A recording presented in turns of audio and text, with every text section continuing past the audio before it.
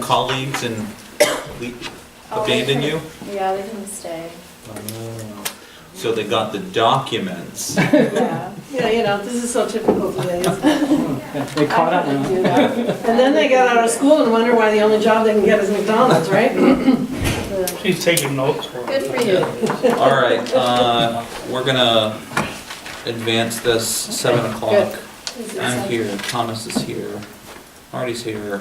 I have visually sighted Meg, Barb, Ricky, Jim. All right. Is there anything for public comment this evening?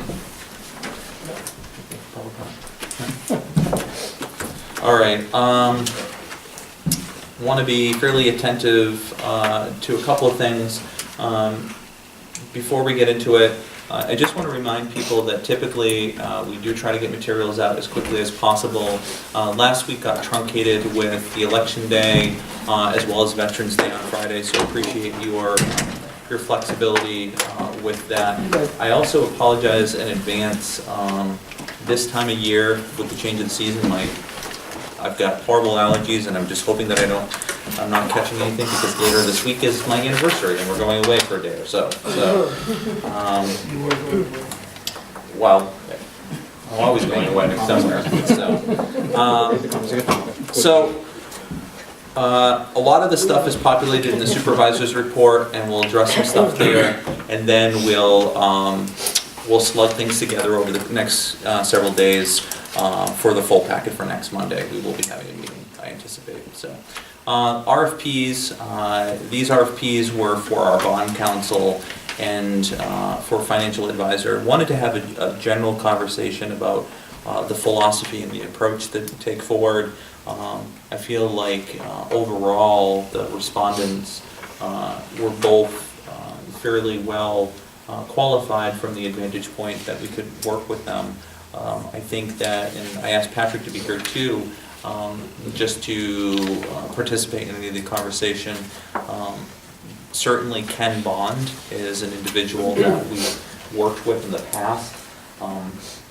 You know, not having worked with him directly, I feel as though I can say that a number of people, supervisors, it's probably one of the most valuable things actually that I got from New York City.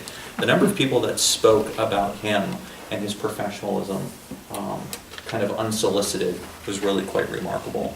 And I think that says a lot about the quote-unquote small town, but customer service elements of it.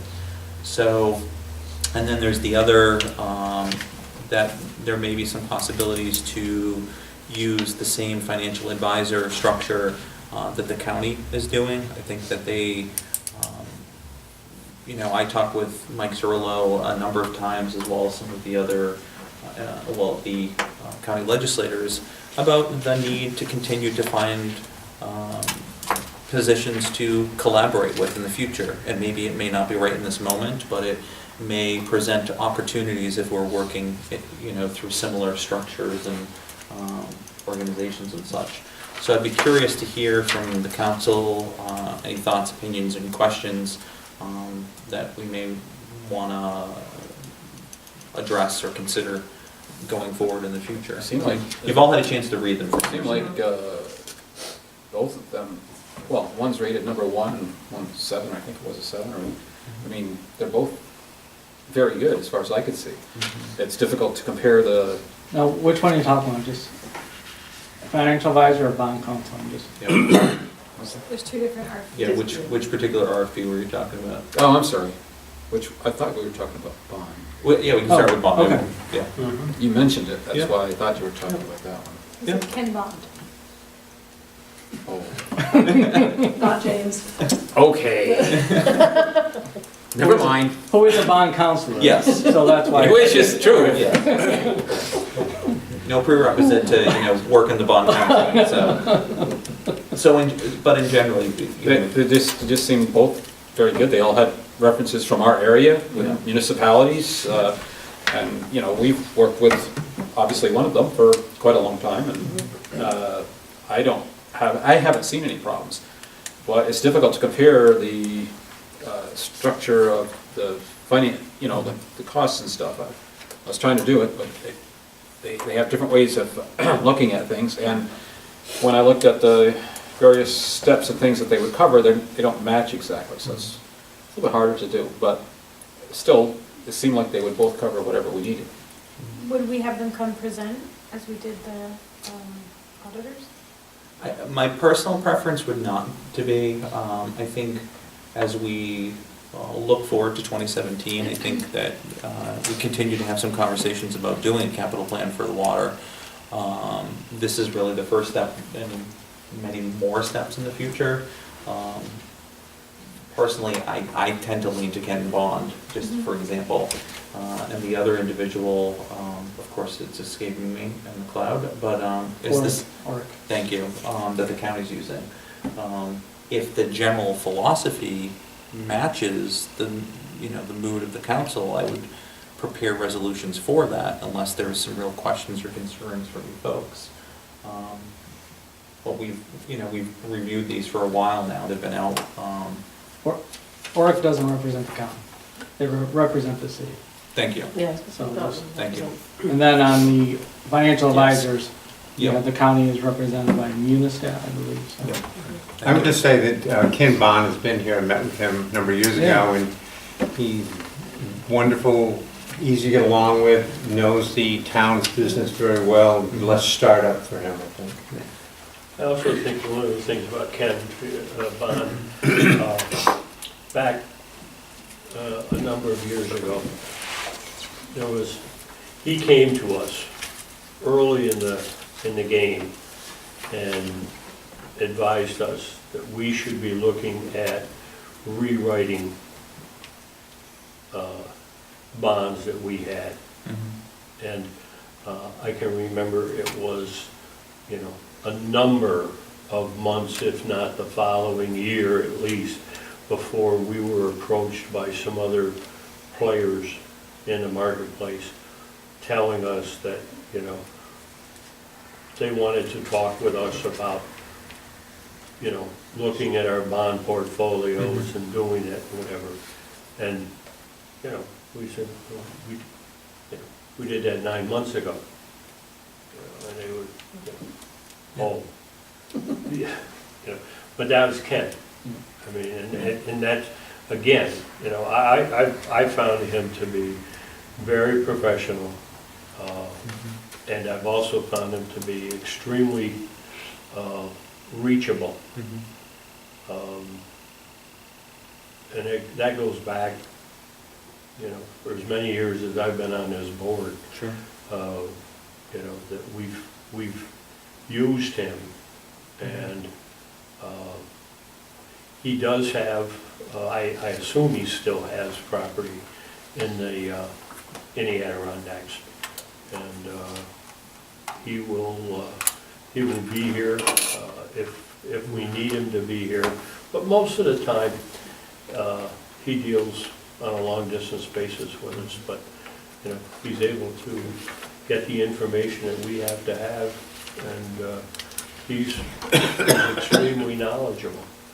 And his name is, that's a factor. That's it, It's easy to remember, so. Wasn't a Bond guy, who's the guy? I can only put my finger on it. On the tip of my tongue. Pat, do you have any?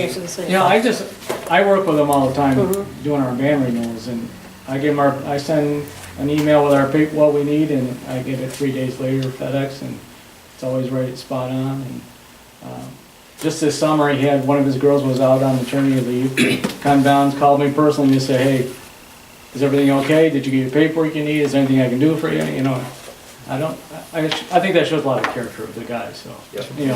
And we're not a big town to what he's used to dealing with, so I think that speaks volumes, so. But did you find any difference in the flat fees or the minimum fees? Well, they have their flat fees, but then they kind of will sneak stuff in later on, so based on that, I think their costs are comparable, or Ken Bond might be a little bit cheaper.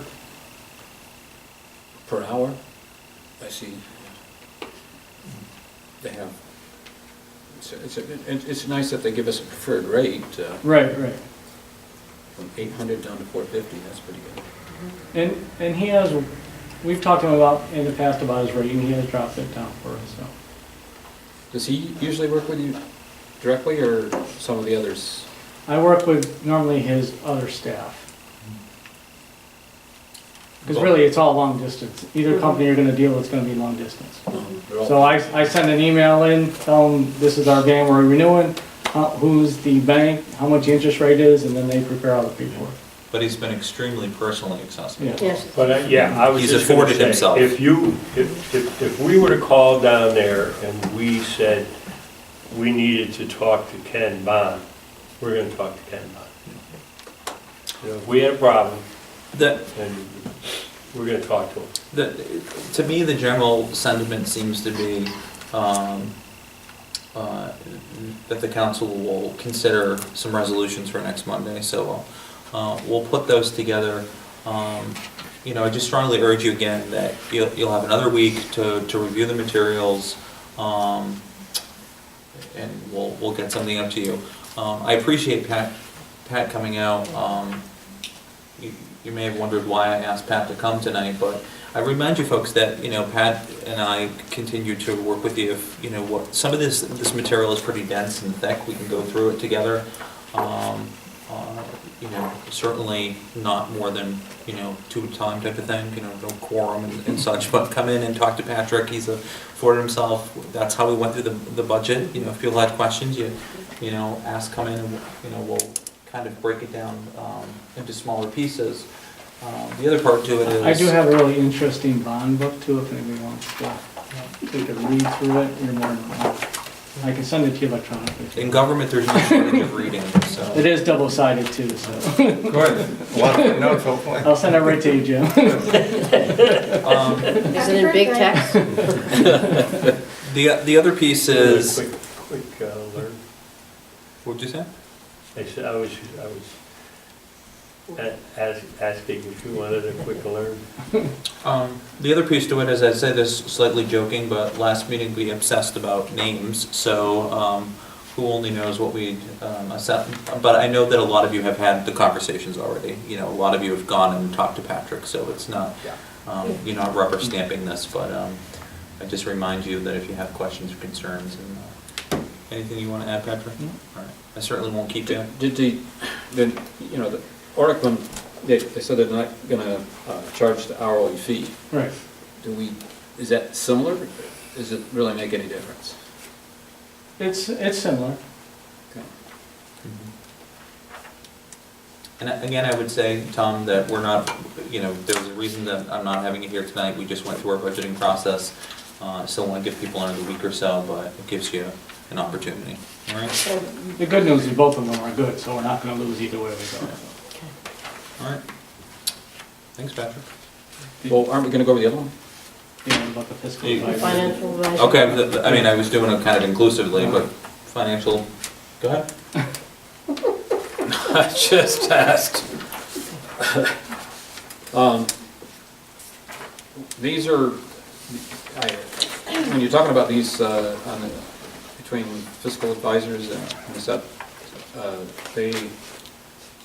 the hourly rates and stuff, does that make a difference? I mean, you see, these are different as far as financial advisors too.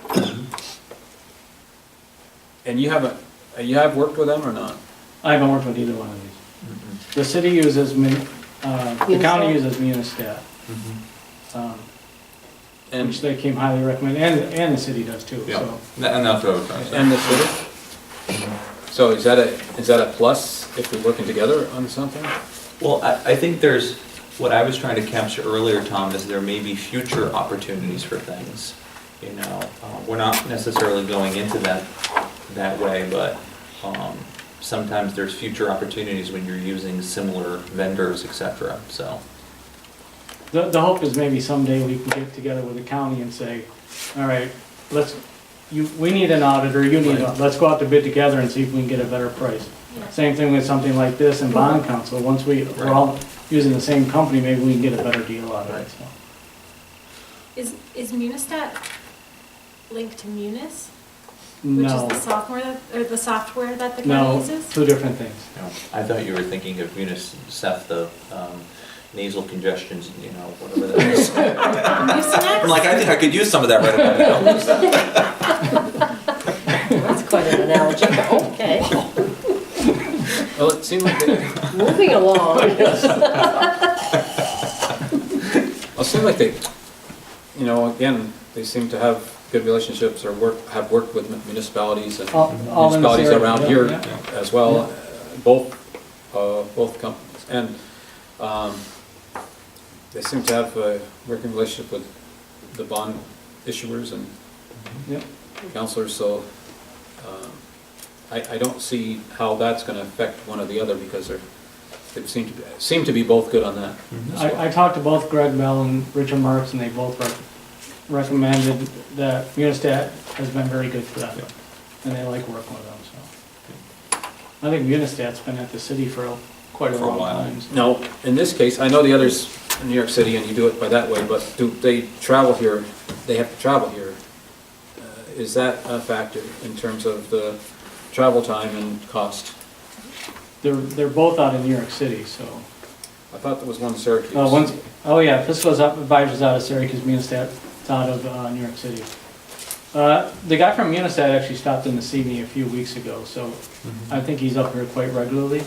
Well, as I understand it, he was from Clifton Park, and then the other one was from Syracuse, Financial Advisors.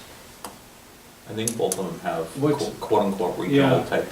Well, those were their closest offices, and they said they'd be working out of that one, that somebody would be assigned to us out of Syracuse. 2 people would be assigned to us out of Syracuse for Clifton Park. Okay, you've lost me now. Which one would be handling the county? It said Munistat. Munistat is handling the county. Okay, And that's so Port that's the one Port that's out of Jefferson. Clifton Park, So these are pretty close comparatively. first to town.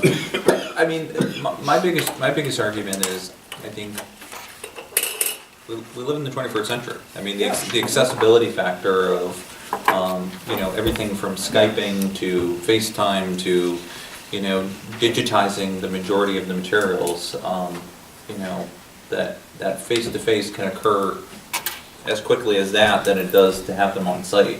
I mean, If you're gonna have them on site, it's gonna cost you more money. right. We've seen that with IT work, if you want them on site. For this kind of thing, the financial, I know the bond councils don't have to be here, but for this particular thing, do we need to have them on site? I don't think we need to You have. send them all your information, they do phone interviews. Okay. All right, that makes And sense. in all honesty, Tom, this is part of the reason that we have the overhead projectors now too.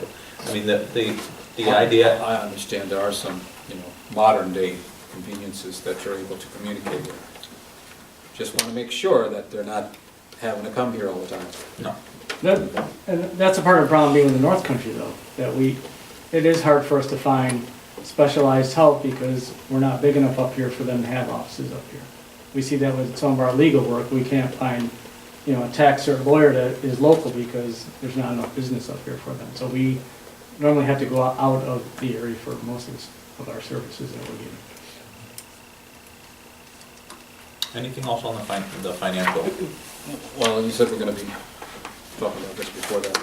Yeah, I mean, if you have questions and concerns and stuff, come and see me or Patrick, but the general plan is to probably have something slugged and ready to go for you folks for next Monday, so. Thanks, Pat. Okay? All right, yeah, Yeah, we're thank you See very you much. later. Thank you, Pat. Appreciate it. Appreciate it very much. Gotta go howl at the moon tonight. So That's it. I already did that. Actually, we took pictures with. Yeah, is it Ken? Holding Ken? the moon. There's a He Kenny, prefers Kenny. K-Dog. That's not his legal name. KB. K-Dog. No, I think it's K-Bondman. Got a picture holding the moon. All right, wanted to put forth an idea for, it's hard to believe that 2016 will quickly be wrapping up. I'd like to start getting some stuff slugged in. I would like to make the recommendation that we consider moving our meeting to Thursdays for a number of reasons. One of them being, I'm noticing in my role that department, Ricky, I think you can attest to this too, department heads tend to take Mondays and Fridays off. And it could be rather frustrating not because they're taking time off. I mean, certainly if they have the time, they should be and can take it, but to get materials. I'd like to switch our meetings to Thursdays and at least experiment with the change to try to change the flow, get some material hopefully a little bit quicker, a little bit cleaner and stuff. There are still a number of complications to it, but I'd certainly like to recommend that we go to Thursdays and, you know, time obviously open for discussion. I think that there's, you know, some value in having it around this time anyways. I don't think butting right up to it. My personal, and I'll be completely honest, selfish nature of, I would prefer not to have it directly at 5 o'clock. I'd like to go home and let my dogs out. I think they would appreciate it. I think my wife would appreciate it. And grab a quick, you know, maybe bite and then turn around, maybe 6 o'clock, but general thoughts and opinions, I mean. I'll just make a comment. I think when it comes to setting the time, we should not be thinking about the people around this table. Mm-hmm. I think we need to think about the general population. Mm-hmm. And I think it's difficult for the general population to make meetings if they're set at 5 o'clock or 6 o'clock. Mm-hmm. I think we're much better off to set our meetings at, It's all ours. 6:30 or 7 o'clock. Yeah. The only thing I would say is that she's the only one who attends. Yeah, just gonna say, I'd like I to, understand for that. 11 years, I mean. I understand that. And But we're I online, still we're on maintain. TV, I we're still, very accessible. pardon? She's saying we're very accessible, you know, we're online, we're on TV, and so, I mean, Go ahead. I guess I can appreciate that, Marty, but I guess I want to get the collective wisdom of everybody, including Debbie, is that, you know, has it made a difference whether we started I've at been 6 in this and room, 7? I've been in this room when this room has been full. I think there are some who have been in this room when this room has been full. Consistently full? Or- No. Yeah, No. When there is a reason, right. I think it speaks to the fact that people, for the most part, are pleased with what is happening, and they don't have a need to show up. But when there is a cause or a situation that they are concerned about, they want to be able to get here. And I don't think that works for people if we're meeting at 5 o'clock. Well, I don't Well, think we're gonna meet at 5, Michael said that. The thing of it is, you can't say that anymore, because everything's open 24 hours a day, 7 days a week. People work all different shifts. There's many people that start work at 3 o'clock in the afternoon and couldn't make it, whether it was 6 o'clock or 7 o'clock or whatever. There's many people that work at night. If it's important enough, if there's an issue or something, if it's important enough to be here, they'll come at whatever time. In all my experience in being on this board from the last 13 years, I have not seen any difference between whether you have it at 7 o'clock or 5 o'clock. It would have, and I disagree with you totally about it should be not about us. I think it is about us. It's about when we can meet and when we can do it, because if you've got somebody elected who has a different kind of a job, and I don't want them not to be able to participate. So to me, that's not the issue. The issue is like, what can the 5 of us or 6 of us, when can we meet? It's not so much the public. The public has come in whenever there's something, they come in when they need to. And if we have to hold public hearing or something at a different time because we have some really, really big thing, we've done it. So it's not a big deal. And Tom, if people ran for an office and they ran with the expectation that the meetings were being held at a certain time and the meetings change, then, you put them at a disadvantage. Okay. Okay. I ran for office. It was on Monday. It was at 5, it was at 6, it was at 7. It was all different times No. during the years. When I ran Was it for really? office. The only time I remember changing was when you asked for it to change.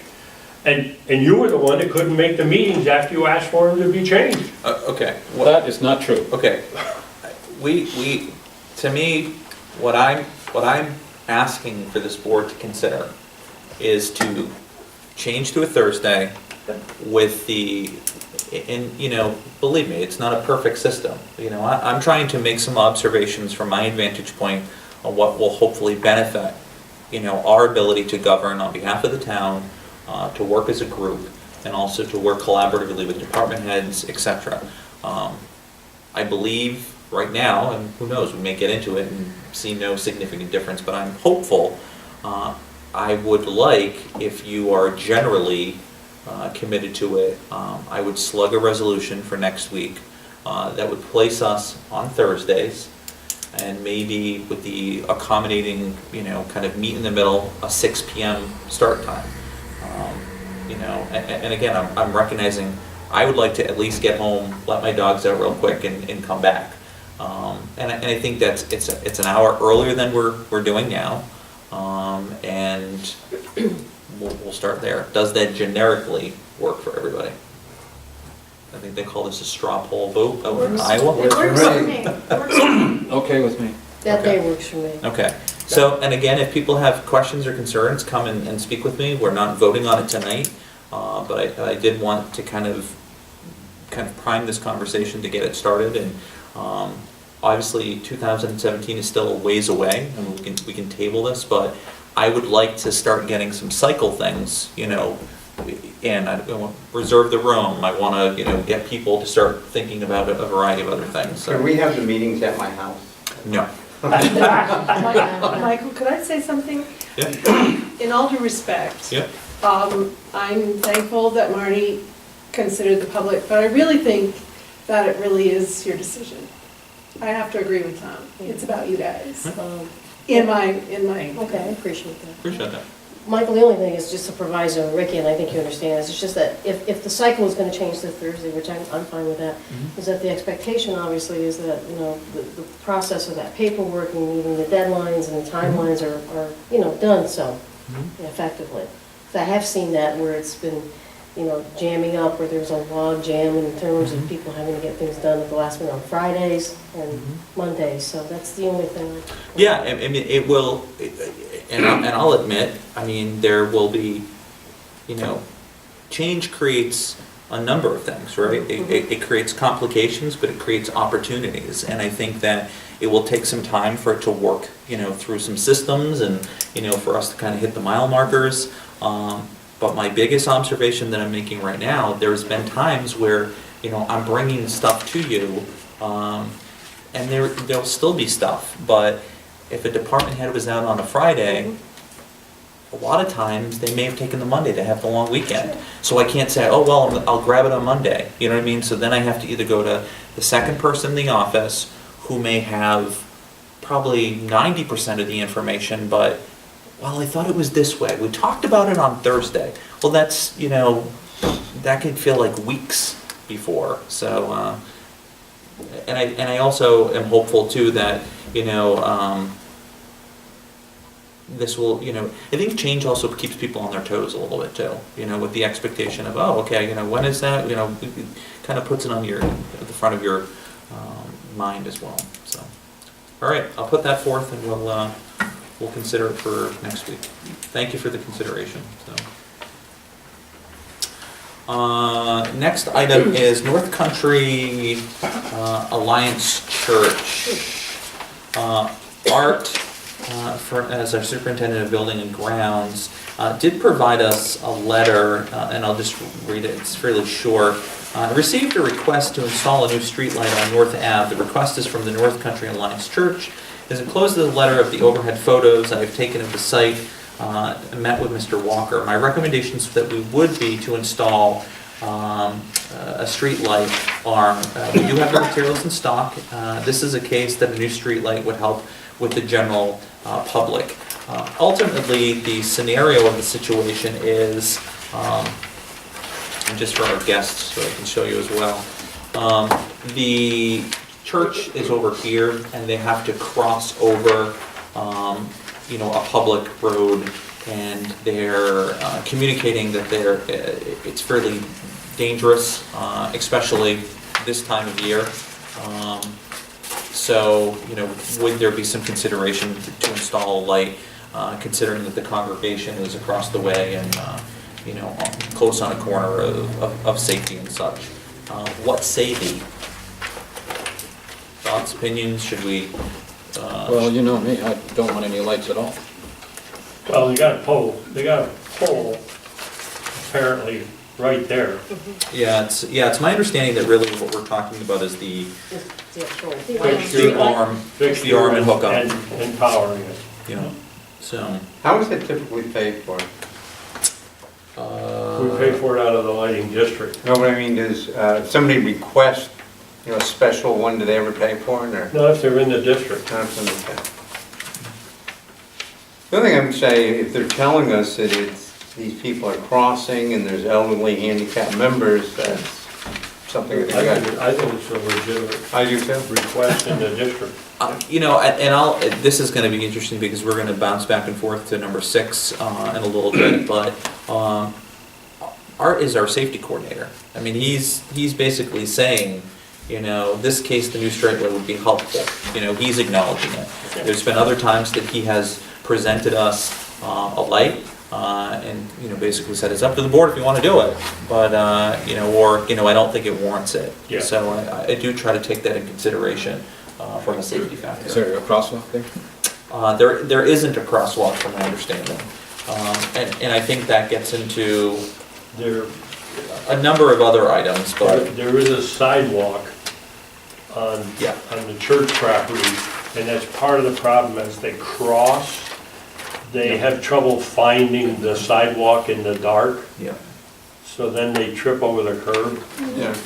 Well, I think now that what Michael said, that's the recommendation from Yeah. Person Football. Yeah, so, Well, if you're gonna have a light, you might as well have it in a good spot like that. Yeah. And they have the pole. okay, even though we're not voting on it tonight, just so you know, I will slug a resolution together and we'll get something moving forward. Next item, as many of you know, Assemblywoman is retiring, I guess, after 10 years of service to the North Country. I can certainly say that in the 10 years that I've known Janet, I've considered her a friend, and most recently very appreciative of her, our relationship as colleagues in government. I don't know, but I certainly think that it would be fitting for the town to do something to extend appreciation. I mean, there's a number of things that can be done. Obviously, as we can do a plaque, but I don't think she needs any more wall litter. In that form, I can certainly write a letter on behalf of the board, or more in the spirit of government, we could certainly pass a resolution that would be part of the historical books of the town. But I wanted to see what you folks thought, and Marty and Tom, as senior members of the board, you've certainly seen other members of government come and go. I'm not sure what we've done in the past, so. Thoughts, opinions, what say they? Well, I'm trying to think of situations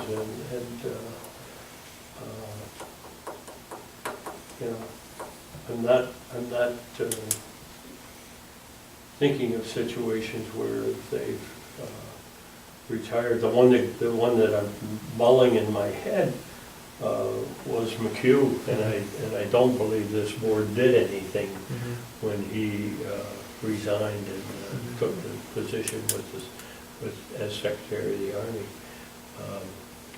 which we probably should have, but we didn't. Anyway, I certainly am in favor of us doing something to recognize what, the service that she provided at times directly to the town of Plattsburgh, and certainly There were plenty of evidences of service that she provided to the citizens of the town of Plattsburgh. One of the things that I think would be a hallmark of Janet's time as an assemblywoman was the caliber of service that she provided to the people of the North Country. Yeah, I think she has set the bar very, very high. Yeah. You know, and I often refer to the line that my wife and I don't always agree 100% of the time, and Jan and I have not always agreed 100% of the time. But what I really, really have appreciated is she always took the phone call, she always listened, and she always tried to find a solution that would be of service of the people that she represented and the people that she worked with. And you know, it was just funny, a couple of days ago I was on Wiry and you know, just kind of said a couple of words, not even thinking that she was listening, and she called me later on in the day and she just said, I want to call and thank you for your kind words. I mean, that's just the type of person that she is. She's, you know, Well, I think you just wrote the letter. A good person. If you can remember all that. so. Well, but I guess, you know, I can certainly do a letter, but. I think a resolution is better. That's what I had to do in the county, just resolution, where Abby did all the stuff, You know, and it's documented in So that corporate memorializes state. Yeah, the, exactly. I'll the throw out intent. an idea, and I think it might make it a little bit different. Sure. What if we contacted, you know, we obviously got current board members, but what if we contacted former board members? And we asked former board members if they would like to come in and sign that resolution. And next to their name, they could indicate how many years they had been a board member. I think that and a tally as to how many years those board members, you know, were there, that could be a statement of fair significance for her, you know. I'm wondering of the coordination of it, only because I know some individuals have now become snowbirds. And, you know, so, but we might be able to at least include a list of the individuals that served during the 10-year period. Right. You know. May we include your name? Yeah. Would you give us permission to Yeah. include your Okay, name? let's see what we can do. And if you don't wish to, fine, but if you do, we'll, you know, and we certainly, we thought, So it'd be those that were on this board during her tenure as assembly person. Right. Is that what you're Right. suggesting? Yeah, not like Bernadine, who, But her tenure as an assembly person is only a quarter of her Her actual Public service, service. public service. she's been County in office treasurer. for 41 years. Yeah. okay. Let me take a stab at something and we'll see what we can do. Okay, thank you for your, I would recommend you honor her entire career. 41 of years. service. yeah. And you can put in that this tenures in assembly too. okay.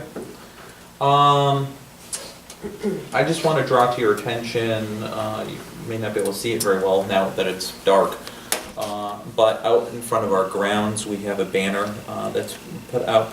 It's for Small Business Saturday. It's the Saturday that is just following Thanksgiving.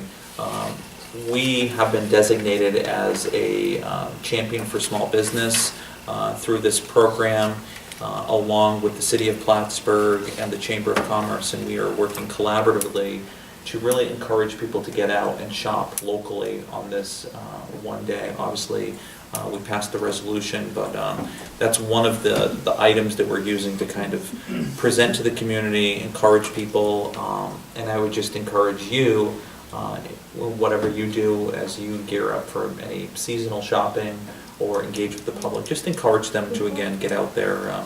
We have a lot of great small businesses in our community, so just a quick heads up. And that's actually a nice lead-in, because thank you to Buildings and Grounds for putting that up today. And that banner, by the way, was actually free, so they put that up for us. Somebody paid for it. Yes, yes. the company, I think it's, I'll probably get I think it's American Visa or Express. Express. Express is their partner, so.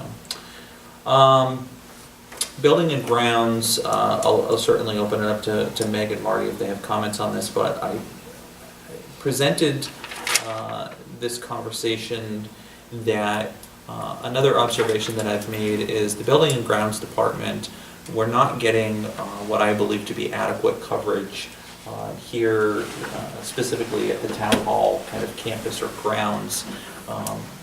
The crew comes in fairly early in the morning and they leave with a couple of hours left in the afternoon. It's not to say that they're not doing a full day's worth of work. By hours, they certainly are. The coverage becomes problematic though, say in the winter months with snow removal, etc. And I really see it as, again, a safety concern that we need to rethink and rework how we're getting the coverage that we need. Equally, we've had a couple of fire alarms go off in the last couple of weeks and some things like that, you know, just after that late afternoon, and, you know, we have to call Art back in, et cetera, et cetera. Marty or Meg, do you want to talk about at all what you've conversed with? Well, the other, you know, the part that it gets compounded because the highway department is also out of the building after 3:30-ish, 4 o'clock. And we have an ever-increasing number of situations where people are using the building in the late afternoons and into the evening hours. And as we enter into the winter months, we have snowstorms occurring. And I'm not talking about heavy snowstorms or whatever. If it's real heavy, they're probably not here. But we end up with snow on the sidewalks, etc. And what we're concerned about is the fact that we're going to have somebody take a header, and we don't have people who are here and able to shovel the sidewalks in the evening hours, and we should.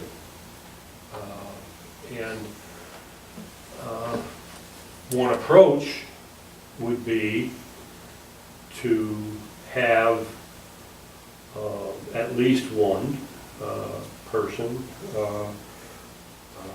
who would work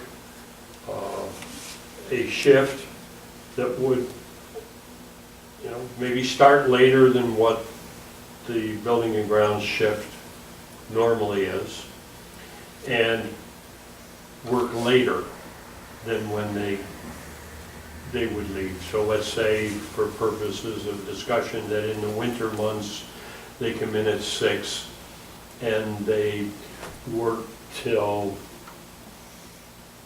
3. This individual might come in at 1 and work till 9 or 9:30. You got a half hour for meal time that you got to account for in there. But anyways, so don't get hung up on whether I got those hours exactly right, but you get the concept of what we could be talking about. There's some that's the crux of the idea. The individual could be assigned work that they would otherwise have been assigned to do had they been coming in and working the regular hours with other people, only they're going to be doing that work. You know, and they could be assigned based on what's happening to do work in this building, or they could be assigned to work in other buildings. I mean, if there's no snow. Yeah, like May Carrier, for example, I think is a good example. It's one of the, you know, overly utilized buildings. It's fairly close to here. you know, yeah. Yeah. So let's say that we're getting a modest amount of snow, and that person, and that person could be assigned to, and they look at the schedule and they see that May Courier is being utilized, and there's a meeting going on at May Courier, and that meeting, we'll say, is going from 6 to 8, okay? So they go over there and they shovel before 6 o'clock and make sure that that's been shoveled. And they're over here to make sure that this is shoveled before anything that's going to be occurring here. They go back over to May Courier and touch that up before people would be leaving, you know, at 8 o'clock. And then they're back over here, and then they've got assignments here. One of the other things that I'll just add in there too is having a, you know, a late shift or a second shift, or a spanning shift, whatever you want to call it, I think would also help for locking up the building. There's been a number of times where, you know, the building hasn't been locked up. Doesn't happen very often, but it does. And again, having somebody, even room setups, from time to time, we do have a late night meeting or community group or something like that, and in the morning there's a public hearing for the DEC, or there's something where, or the room's being utilized all day long, and Art's crew has to juggle around 2 or 3 things in the morning to then make sure to get the room set up. And so there's a number of things that may be helpful in this process, including safety. So. And that's part of what you had that overlap for. If the individual comes in and somebody's able to talk to them about, look, you gotta put this on your schedule, make sure you get this done, et cetera. Well, we need that for the mausoleum, probably sometime in the future too. It's quite possible, gonna need somebody being able to clean that up. Good point, Tom. There may be some elements to, the unlocking and locking of the facility. The cleaning will be put into the rotation. Shoveling. Yeah, but I mean, The bottom line is, this is a public facility. Yep. Public meetings. We need to have it staffed properly, and the public is here for it. Well, the spirit of the concept certainly makes sense from a business need. Just a couple questions. So this is a permanent, shift change? Not for everybody. There's going to be somebody affected by it.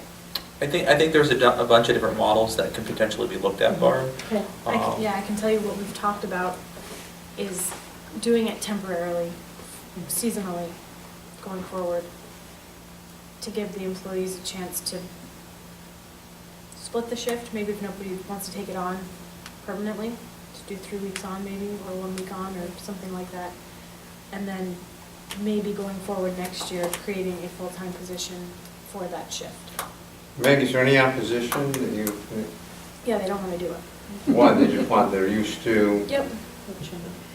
Are there any contractual matters that we have to deal with on something like that? That group, well, there might be, I don't know. I mean, that's not to poo-poo the No, idea, but it's just something to I'll consider. be sensitive. I'll be sensitive enough to say that I engaged in a conversation with Jackie Kelleher, and certainly could. I'm trying to think of the appropriate word because I don't want to overreact. Could the union challenge? Sure. But Jackie is of the belief that we should have the ability for cause to make the appropriate changes. Again, there's a number of models there, though. Yes. And we presented it to Art as, present this to your employees and give them a chance to figure out how it can work for them. A lot of flexibility. No, we didn't say you have to do this. We didn't say this is what we want. So it could be an opportunity if it's that way. that's the approach that we wanted to do, and we may still try to see if we can achieve that. Because, as we said, the first and foremost driver here is safety. Yeah, and as I said about how there was a couple of these things that in some ways kind of loosely become connected, in theory and concept is, Art is the safety coordinator. Art has made a recommendation to us for a street light because of safety needs.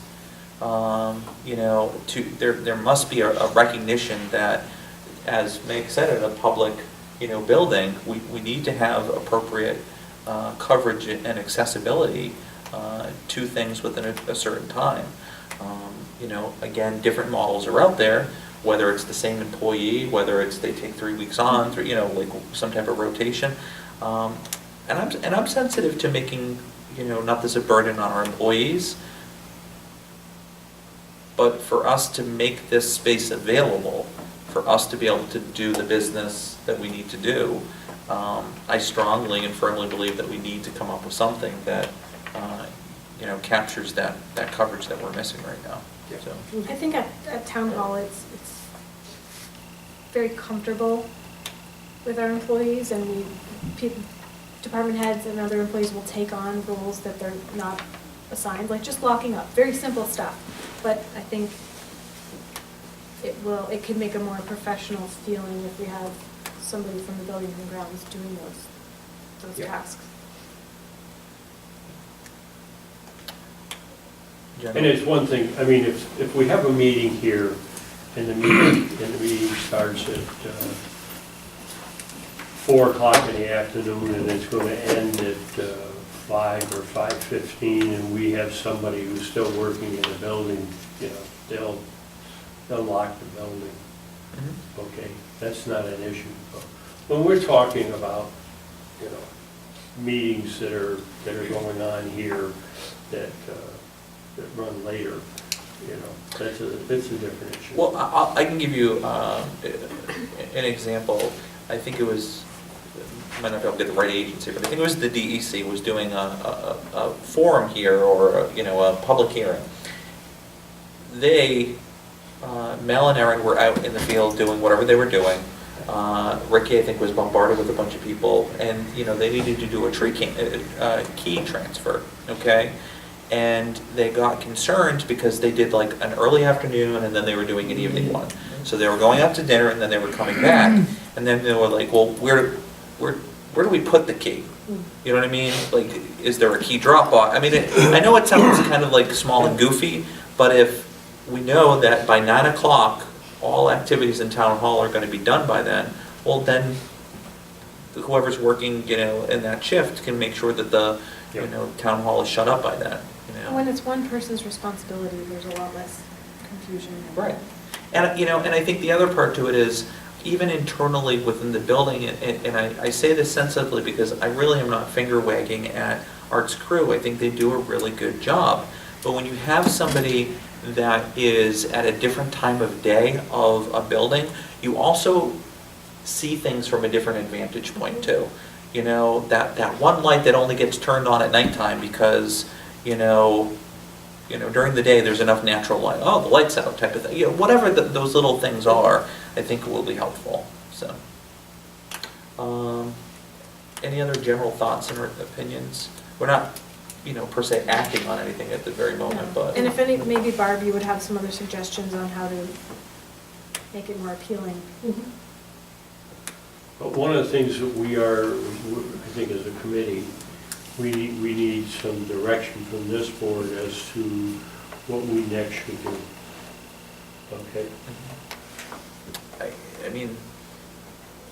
I think, what I would like to see, and I'll advocate for, is that, going no later, kind of putting a point is by January 1st of this year, we need, a model needs to be in place. Because if we're talking about the safety and the needs of things, my preference would have been, immediately, but we need to. Do we want to invite Mickey? to come on up and sit down and get that side of it taken care of? Let him pull his socks up and Huh? I'm just pulling my socks up, I'm just thinking. He's not trying to hide under the table. No, it's not like pulling you. Well, I think, by your given the fact it's bootstraps. kind of a union matter, I think Jack Keller would probably be the person. Well, that's to what I ask. was, Okay. yeah, Yeah. I wasn't, I also- we would do it. I also don't know if, I don't think here is an appropriate place, only because I don't think that Mickey wants to feel like it's a 1-on-6, or even, you know, like, No, I wasn't suggesting. yeah, okay. My suggestion would be, if the answer to that is yes, we think that's appropriate or whatever, then I think what would happen is that you could facilitate that. Sure. That the two of them would get together and resolve that. Okay. And then we've cleared that issue off the deck. I think that's a good idea, Marty. Okay. And I think that, you know, we should say that the whole board is behind it. Well, and I think this is what this was about, was to gauge the, you know, the feelings of the board, so that, you know, people wouldn't turn around and say, well, no, I'm not I've really. been in favor of having somebody on all the shifts right along. Okay. Okay, perfect. The only other thing that I would just present for your consideration is the draft resolutions, the minutes are there, monthly reports, acceptance of easement for Clinton County and seeker review, and then that's it. That has a G in it, by the way. Yeah, I saw that. Seagra. You're obsessive with things like that. Kenneth, Secret. I know. I like Attention to Seeger detail, better. Deb. Attention to detail. Let's change it, Jim. I think that we had those special bills. Yeah, let's get that going. All right, that's it, folks.